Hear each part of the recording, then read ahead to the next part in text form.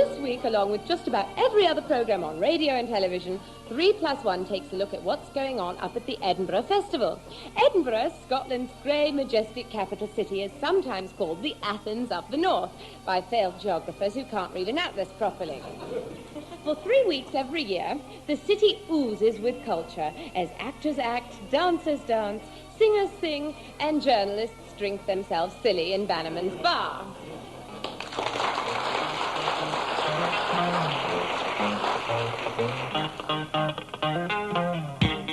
Yes, this is 3+1 with Denise Coffey, Alison Steadman, Susan Denekar, and David Jackson Young.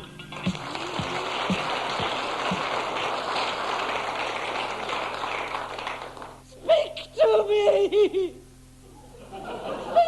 Speak to me! Oh, darling, why aren't you saying anything? It's too terrible. I can't stand it. Somebody help. Why, oh, why doesn't he speak to me? Oh, God, I'll never invite Marceau to dinner again. There's no business like show, business like no business I know. If you're one of the 10 million or so people hoping to perform a show at the Festival Fringe, finding a place to do it becomes more and more difficult every year. Well, here you are, dear. Here it is, your Edinburgh Festival Fringe venue. What? We're in the middle of an empty street. Yes, it's wonderfully easy access. To what? Well, to your venue, here. Where? Here, you can't miss it, for goodness sake. That's a phone box. Yes, it's a phone box. Do you want me to show you round? But this is a telephone Yes, I just box. said that. I mean, it was a one-person show you were doing, wasn't it, Well, dear? yes, but well, I mean... there you are, then. It's ideal. Now, you've got prime location, actually, on the Royal Mile itself, and being red, your venue's very easily seen from a distance, and, of course, the rent is terribly reasonable. Rent? How much are you asking? Just £350 a week. What? Yes, including VAT, but not including lighting. But you can't rent this out to people. It's owned by the post office. No, don't worry about them. I'll see they get their cut. Now, this is the door. Now, this area here is the combined acting stroke auditorium space. And this wee mirror up here, do you see it there, is where you can put your makeup on, change generally, get ready for your performance. It's a sort of a backstage area, I suppose you professionals would call it there. What about the phone? Oh, don't worry, we'll be having that ripped out, so you'll be taking it then. Well, I tell you, my dear, I've had an awful lot of inquiries. A lot of people are desperate for a venue this year. Well, I know. Yes, and of course, this place does have one terrific advantage over virtually every other venue on the Fringe. What's that, then? Well, audience or not, you'll always play to a packed house.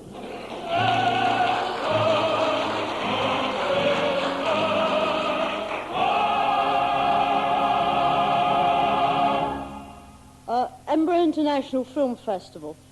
This year, the main attraction will be André Dubois' 1925 masterpiece, Les Fils du Napoleon, a black and white epic about a piece of string that belonged to Napoleon. Takes 3 days to screen it and another week to recover from it. One of the lost masterpieces of the silent screen, the film festival organisers are very much hoping they can find it again in time for its first showing.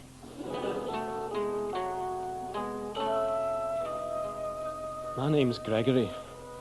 I'm 17 and about to do my A-level. I'm here at the pictures with my girl. It's pure hell. You see, I'm sure she'd rather be somewhere else, without me, or somewhere else with someone else, but not me, or here with someone else, and not me, or anywhere else, alone, by herself, without anyone else, and with me, not there. I'm very confused about relationships. However, I shall ask her to hold hands right now, in exactly 5 seconds' time. 5, 4, 3, 2, 1. -1, -2. Oh, God, oh, God. Gregory, What? Can I hold your hand? Which one?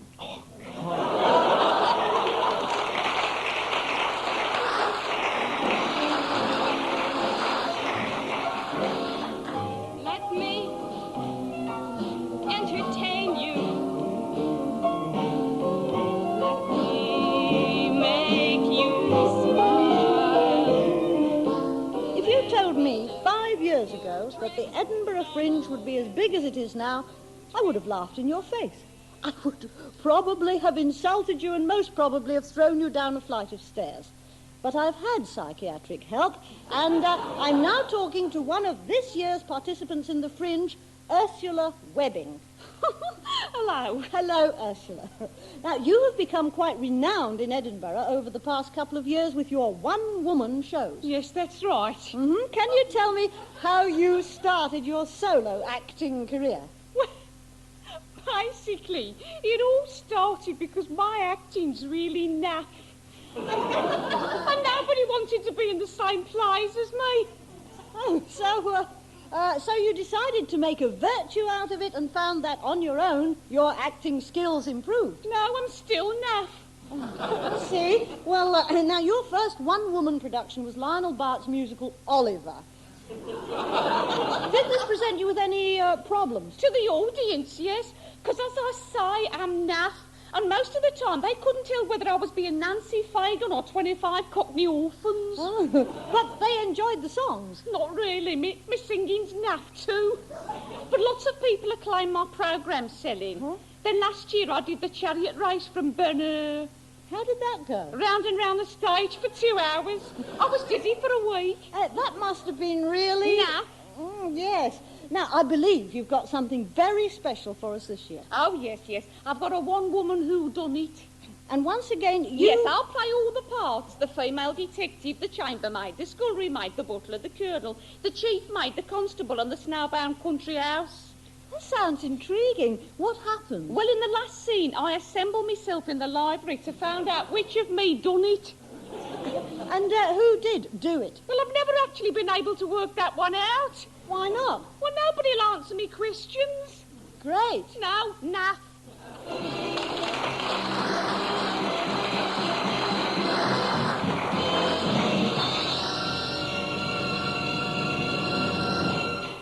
This year, Susan Denekar takes part in the Edinburgh Festival Fringe for the 25th year in succession.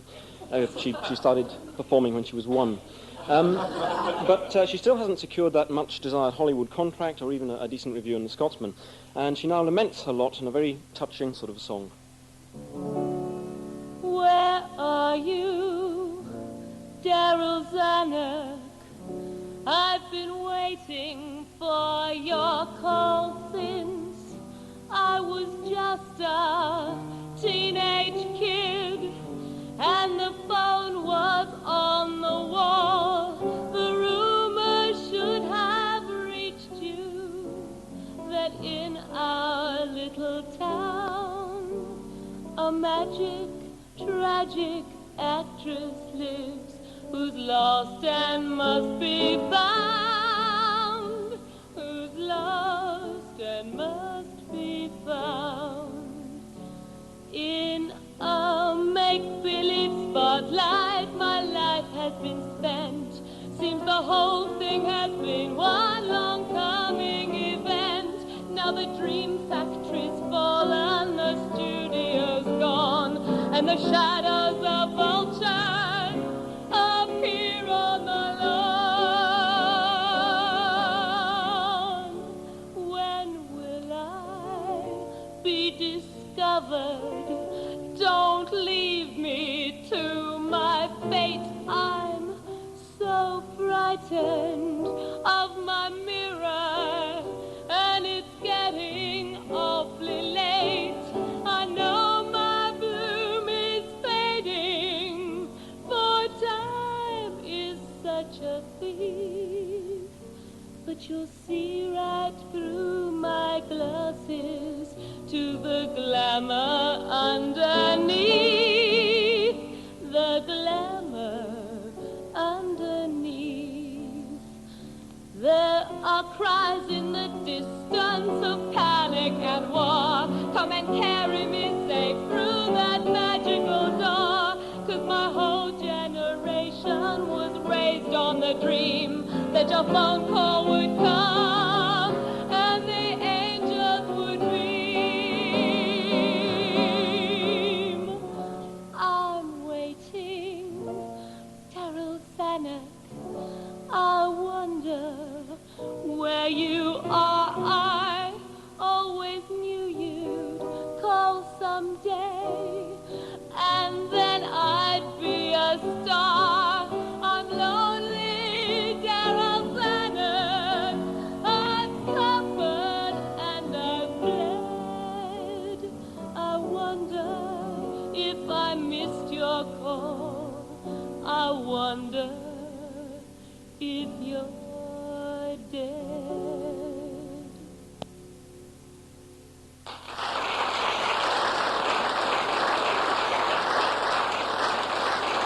Forget your troubles, come on, get happy. You better chase all your cares away. Hi. Shout hallelujah, come Welcome to Edinburgh Airport. Hello.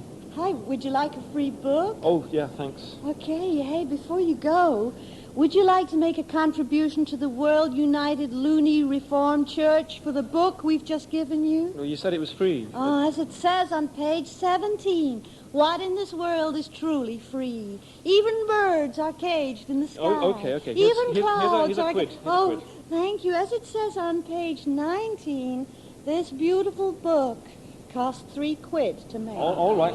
Three quid. Ah, Here we are. you'll Take feel that. a more complete Yes, human yes. person for having contributed. As it says on page 49, our worldly possessions weigh us down like concrete over boots Yes, in the yes. river Hud. Don't you agree with those Yes, words? yes. Oh, that's good. Well, could we have the book back then, please? Get ready! For Judgment Day!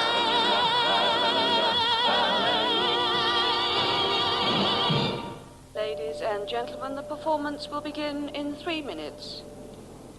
So tonight's the night. Opening night at the Usher Hall in Edinburgh of Dido and Aeneas.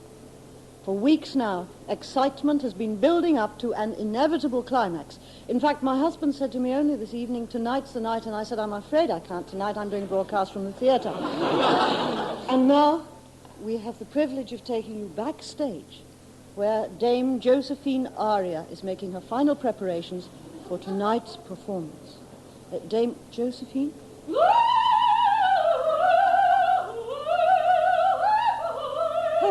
Her voice seems almost to echo such quality.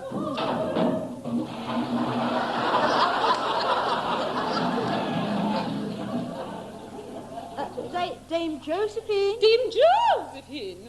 Dame Josephine! Very good. A trifle sharp, but very good.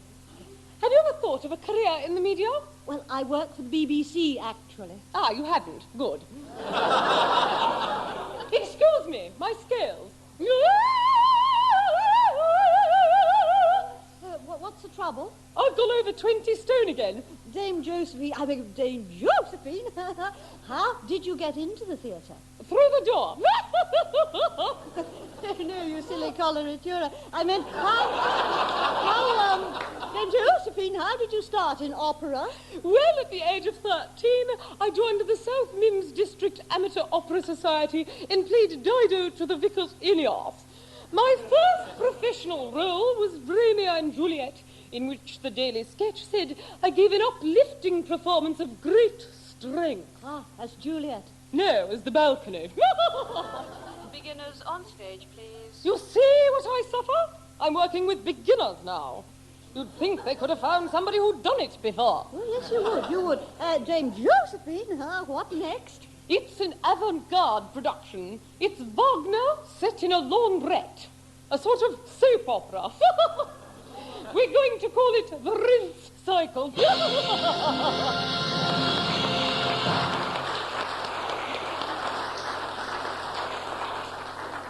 Okay, let's see you both put everything into it. That's great. Wrap your leg round him. Now pout.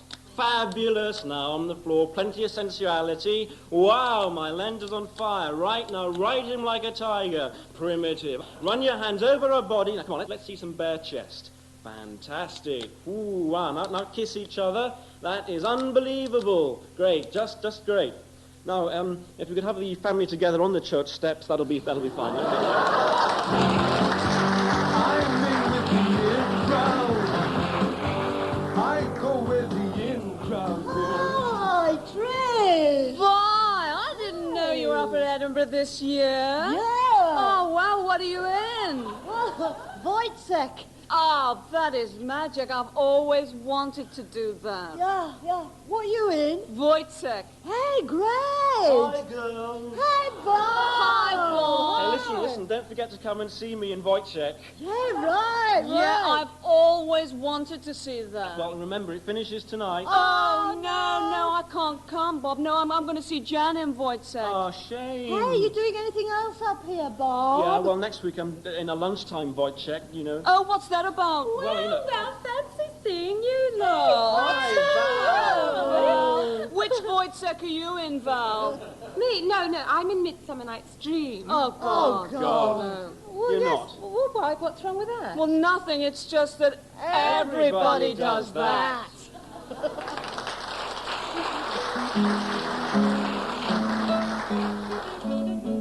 And now we welcome to the studio Annie Wimp, artistic director of the Women's So-Called Shakespeare Theatre Group.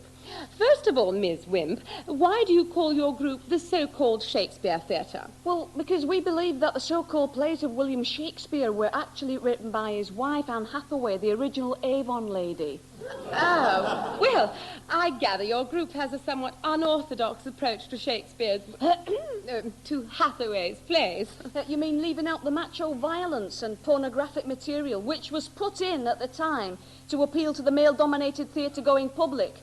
Well, that's right, yes, we believe our versions are closer to the original Hathaway, in spirit at any rate. Oh, well, perhaps we could hear one or two extracts from your revised version. Would you like to introduce them for us? Okay, yes, let's start with Romeo and Juliet. The young couple meet for the first time. Romeo, thou knowest I am only 14. 'Tis but a tender age. Maybe that in 10 years' time I shall be ready for a serious affair. Till then, methinks I shall go out with as many lads as possible. Thou art nothing special, anyway. That was as far as we got with that one. I can see the problem, yes. We had to rewrite the plot of Twelfth Night, of course. We'll take it from Enter Viola. Having, like many women, a fine sense of humour, methought I would dress up as a man. But then I decided it could not be so, for 'twould be unfair to members of the gay community. Aha! I suppose you've looked at Othello. Oh, certainly, yes. Enter Desdemona with Othello. Desdemona, honey child, it is your handkerchief and you can give it to anyone you like. I'll tell you another good one, Antony and Cleopatra. They have this big scene together where he tells her he's in love with her and she replies. Ah, but Antony, I am the Queen of Egypt, and national interests must come before my sex life. That's telling him, right?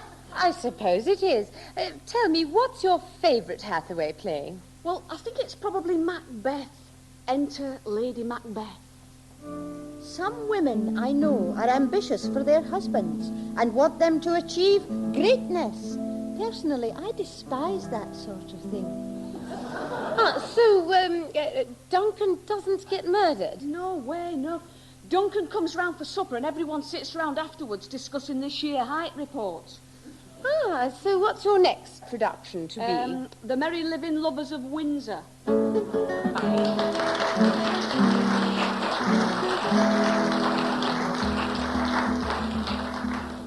And now on Radio 3, with the time at exactly 8:13 we go over to the Playhouse Theatre for a live relay of a concert given as part of this year's Edinburgh Festival by the Puke pop group. Well, here in the magnificent surroundings of the Playhouse Theatre, a large and expectorating audience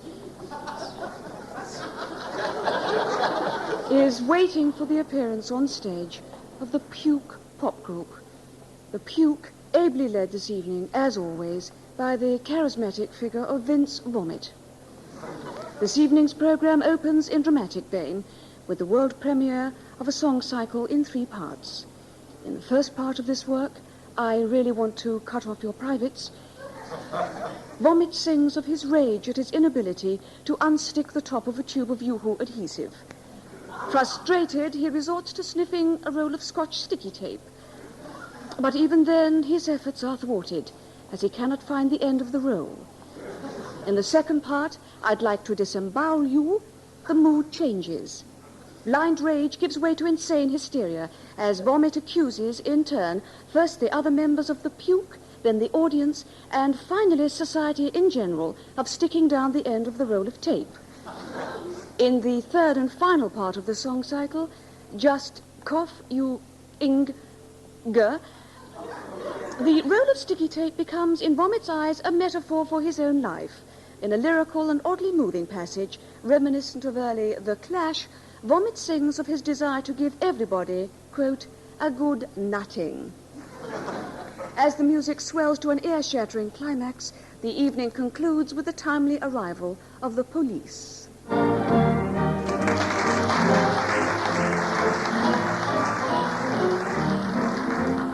Don't put your daughter on the stage, Mrs. Worthington. Don't put your daughter on the stage.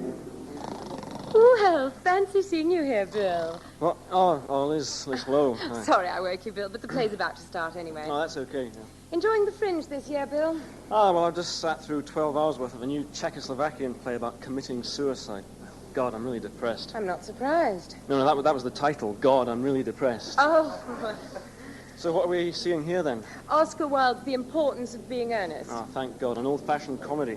Freely adapted by the Radical Lesbian Action Now Theatre Co-op. Oh, God almighty. It says here, the group is heavily committed to breaking down the repressive barriers between actors and audience. Oh, God, you know what that means, don't you? Mm-hmm.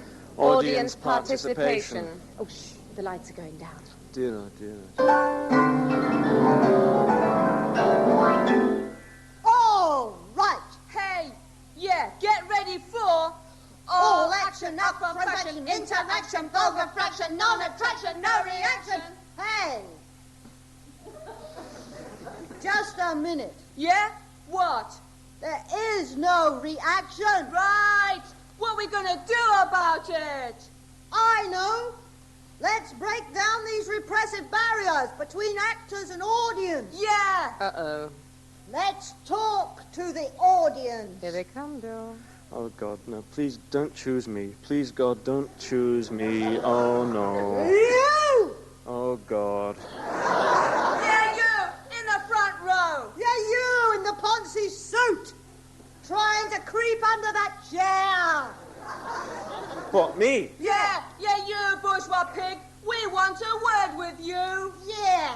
Do you realize it's people like you That bourgeois comfortable complacent bastards. who have erected the barriers between performing artists like us? And the ordinary working people of this country. Why aren't they here tonight? Why do they prefer watching Les Dawson on telly rather than coming to see us? Yeah, eh? 'Cause of people like you.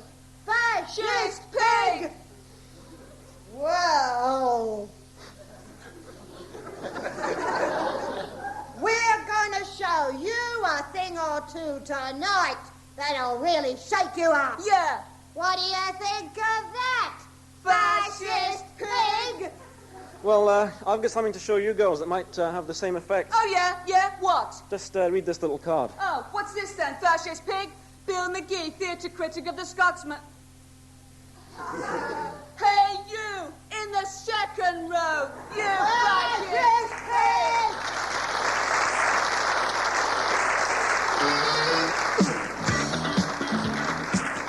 That was 3+1 with Denise Coffey, Alison Steadman, Susan Denekar and David Jackson Young, with Stephen Edis at the piano. Written by Eddie Camphor Dumas, David Jackson Young, Jamie Prieger, Andrea Solomons, James Hendry, Bob Sinfield, Guy Jenkins, Nick Simmons, Sandy Toxvig, David Kind, Ian Hislop, Robin Seagar, and the song lyrics were by Fran Landesman. The producer was Jan Ravens.